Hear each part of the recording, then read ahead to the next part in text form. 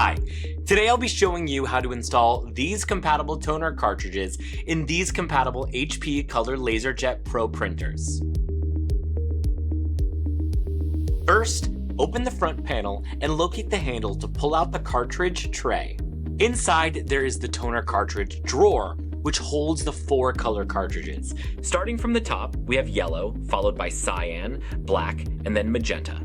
Make sure that the color chip on the cartridge matches the color chip on the drawer. Grab the handle on your toner cartridge or cartridges that need to be replaced and gently pull it out. Be sure to open your new cartridges over a wastebasket in case of powder leaks. Be careful not to spill the toner since it is really hard to clean up if you do. Remove all protective coverings and tape from the new cartridges. Avoid touching the sensitive bottom part. Lightly rock each new cartridge back and forth to distribute the toner evenly inside before installing it. Slide each new cartridge into place in the tray. Match the colors to the correct slot.